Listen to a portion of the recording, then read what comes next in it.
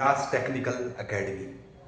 आज का हमारा टॉपिक है कि अगर किसी भी बॉडी पे चार्ज दिया जाए या चार्ज लिया जाए, या तो उस पे चार्ज को देंगे या फिर लेंगे। इसका मतलब है कि अगर किसी बॉडी पे चार्ज देना है, चार्ज लेना है, इसका क्या मतलब होता है। तो अगर आप किसी बॉडी पे चार्ज देते हो,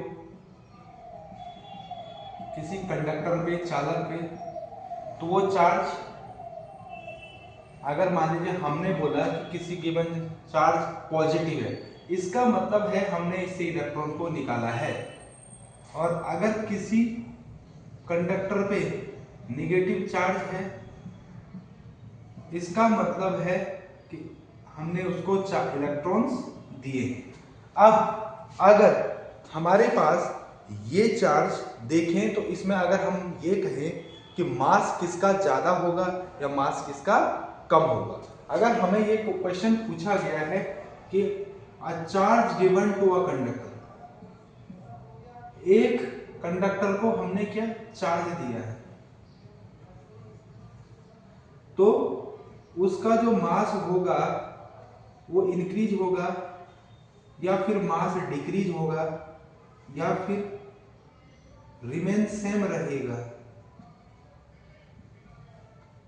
या मे बी इंक्रीज और डिक्रीज।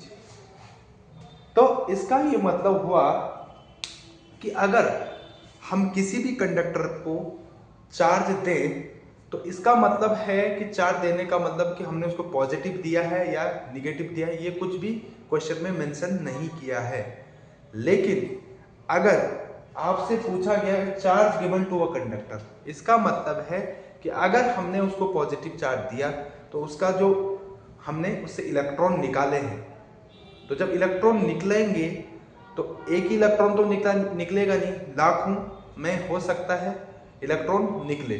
तो एक इलेक्ट्रॉन का जो मास होता है वो 9.1 इंटू 10 की पावर -31 kg होता है। भले ही वो बहुत छोटा होता है, लेकिन अगर ऐसे ही 1 लाख 2 लाख इलेक्ट्रॉन को जोड़ दें तो वो मास कुछ ना कुछ होगा।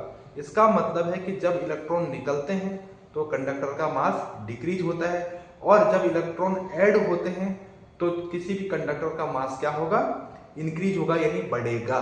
तो अगर हमें पूछा गया है कि कंडक्टर चार्ज गिवन, एक कंडक्टर को चार्ज दिया गया है, इसका मतलब उसका मास इंक्रीज भी हो सकता है और डिक्रीज भी हो सकता है, क्योंकि हमने कौन सा चार्ज दिया है। अगर पॉजिटिव दिया होगा तो कम हो जाएगा और नेगेटिव दिया होगा तो मास बढ़ जाएगा। ओके।